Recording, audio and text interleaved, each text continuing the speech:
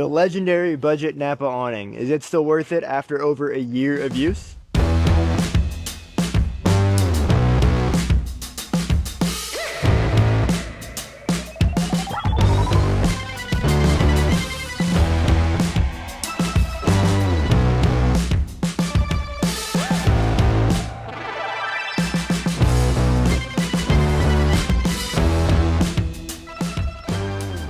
My name is Austin. Welcome back to Roads Optional.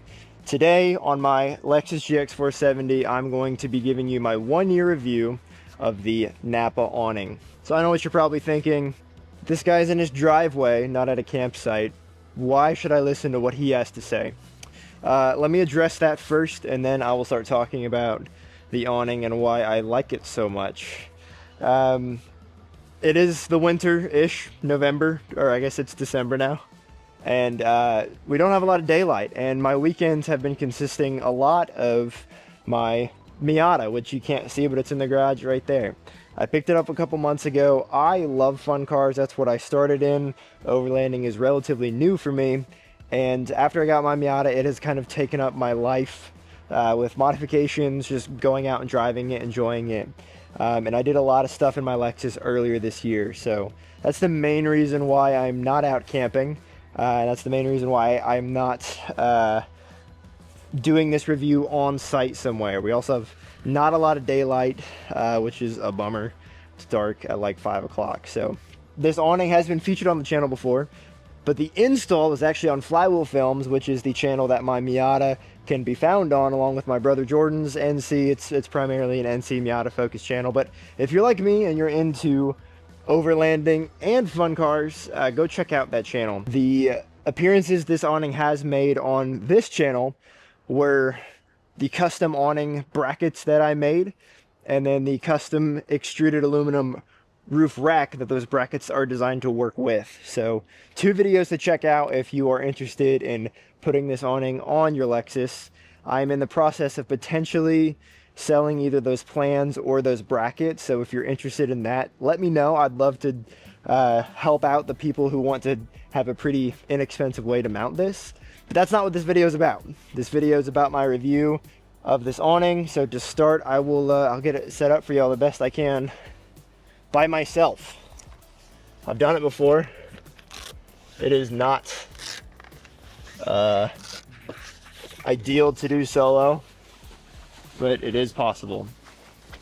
It's a little windy today too, I didn't even think about that. While I'm in the process of getting this thing set up, let's talk a little bit about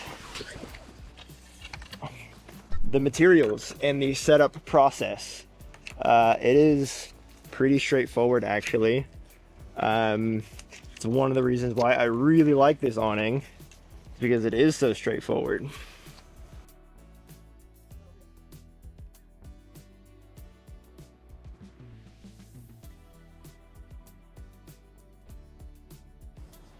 Now, if you had 2 people, this goes a lot smoother and a lot better. But as you can see, it is definitely doable with one. Much easier to take down solo, I will say too. There are these little Velcro straps to attach to the arms of the awning. I would definitely recommend using those if you plan on having it set up for more than just a video. I'm gonna let this plane fly over. We'll get a chair while I wait. I actually bought this the day before my wife, Pup, and I loaded up to go to Colorado for the first time in my Lexus.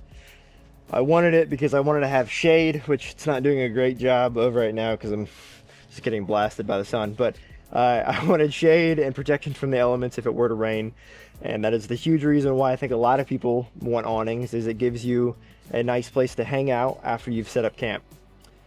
The Napa awning in specific is extremely attractive because of the price point. I believe it's around $160, but it can often be bought at discount, which is what I was able to do. I found promotion they had, and I think I paid only around $130 for it, which is pretty tremendous value given some of the other competitors can be at least double that very easily. It is just a standard awning. It doesn't have any fancy 180 or 270 degree coverage.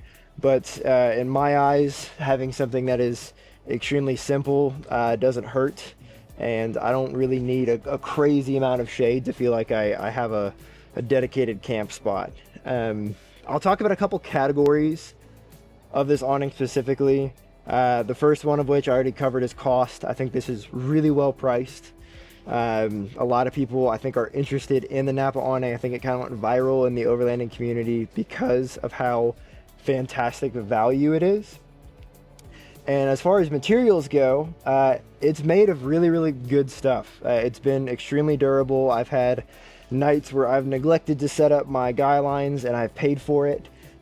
So even when the awning, the legs have been swept out, it's been extremely durable. Nothing's broken on it, nothing's bent.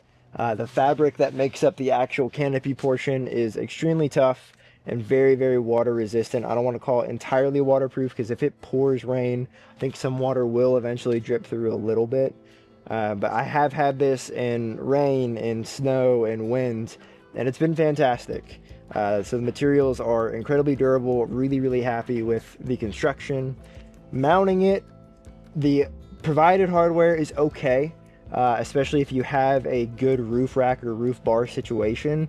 It's probably perfectly adequate. I don't have an aftermarket roof rack, so I got a little bit creative. Like I said, check out those videos if you're curious, but the mounting hardware is totally fine. And lastly, I want to talk a little bit about the other included hardware, which is the guy lines. Now this is probably my only I guess gripe about the awning, is the included like tie down lines and stakes are not great. The lines themselves are made of pretty cheap rope or string, whatever you want to call it, and it just never really worked out too great. I always really didn't want to stake it down because of how I didn't enjoy working with those components. Stakes weren't super nice. Like I said, the rope wasn't very nice. I'm not great at tying various knots. I was not a Boy Scout or anything like that, so I didn't enjoy working with it, and that was the one thing that I wanted to change. So I thought, what better time to do it than for this video. I spent like 20 bucks at Walmart and was able to find enough supplies to totally overhaul that, I don't know, system for the awning. So let me grab it and I'll show you what came with the car and then what I opted to switch it out with. All right, moved y'all a little bit closer. Hopefully you can see just fine. So they give you this little bag that's actually made up of the exact same material as the awning itself, which is kind of cool. I actually really like this little bag. I will be reusing it, but the stakes and the lines, these little itty bitty L stakes, which I don't love because you just tie your rope to it. And if you don't have this at the perfect angle, it can slip off pretty easily. And they're not incredibly long or very easy to drive into the ground without a mallet. And then it has these little, I don't know what these are even called, but it has these. And then I've had the ends of my rope fray multiple times, so I've had to kind of reburn them to keep them from fraying. These aren't absolutely terrible. I don't want you to think that like you're getting totally gypped, but I just found myself, like I said, not wanting to use it because I just didn't want to mess with it. And the solution that I came up with was something that is, like I said, pretty inexpensive, all things considered, and will be a whole lot easier to set up. To start, the stakes I have are a lot longer. They have a sharper point at the end, and then most importantly, they have these little holes on the end too, and a very flat area right here to drive them into the ground. So much easier to get in the ground, and you can step on a little easier, and you have, like I said, a really simple thing to clip into, and that's where these guys come in handy. So the real cool part of this system are these. This is a Night Eyes, I think they call it a Camjam. This is plastic. You can get a metal version for not a whole lot more, and I'll link all this stuff below. I might use some affiliate links if you want to buy it on Amazon, but I found it cheaper at Walmart, so you can just buy it there if you want to go in person. What's really cool about these is you'll clip this up into the little rope hanging down from the awning. I'll show you that in a second. And then once you get it through into this little cam and it's pulled taut, it stays and is super secure. So it's super easy to adjust, and then once you're there, it's extremely secure. The pack of 2 came with a section of paracord that is perfectly adequate, but for like $5 I was able to get a lot of paracord because I would have needed to make at least one more of these lines anyway. And the paracord that I bought from Walmart is actually quite a bit nicer than what it came with. So I would recommend just doing that. Just buy some fresh paracord. That way you can also make it the length that you'd like. I chose a length that is not extremely long just because I don't want to have a lot of slack. So yeah, like I said, and then I've little silver carabiner on this side, and this just clips into here super easily. So now you have a system that doesn't require any knot tying. It is totally just clips on both sides. Need to figure out a good knot to do to tie around this carabiner. And then, yeah, I'll show you in real time how quickly I can get this set up.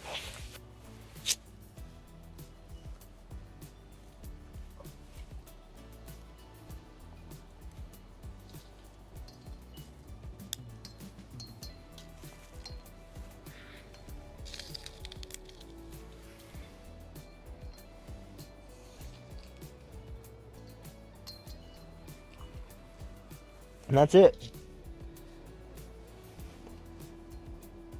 Like I said, super easy to secure.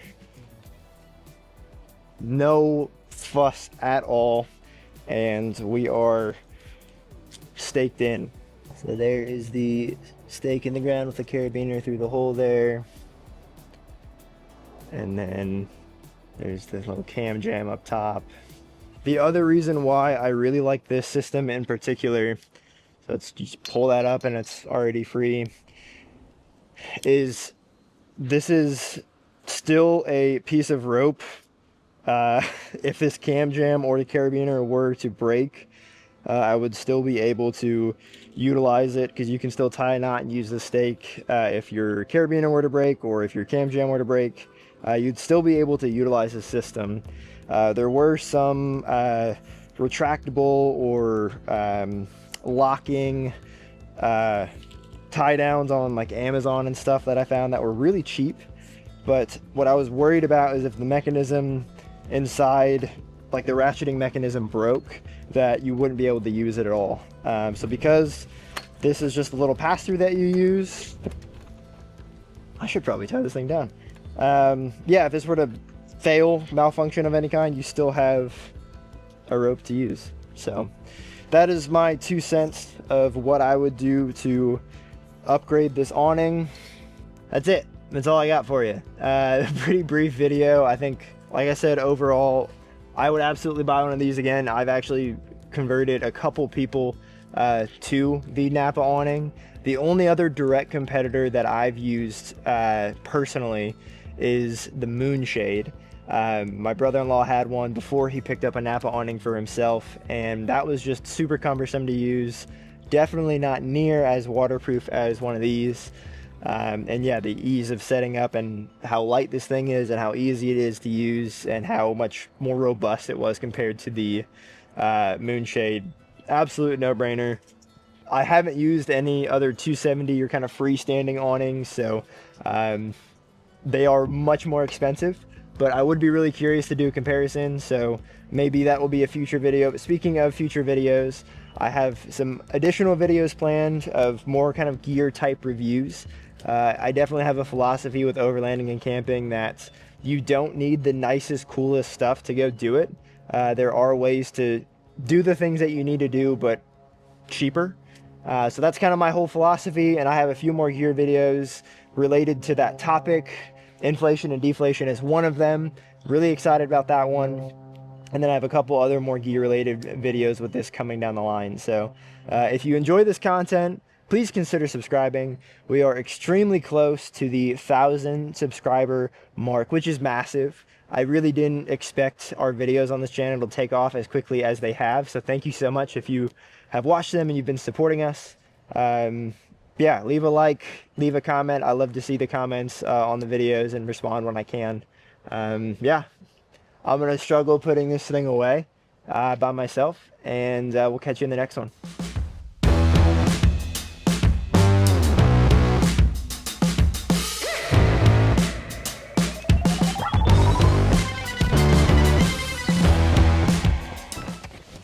is, it's precarious at best.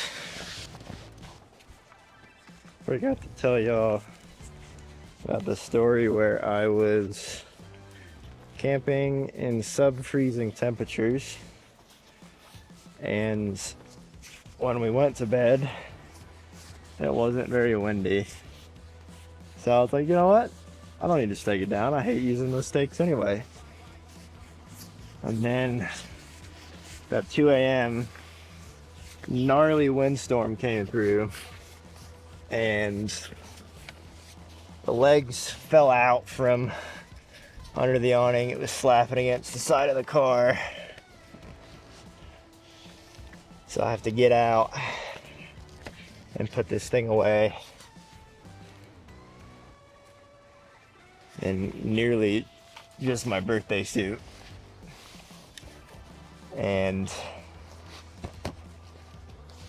that is honestly probably the driving factor as to why I wanted to do my own little revision to the tie downs. It's not because I want to make a couple bucks and some affiliate links. It's definitely because I had a scarring experience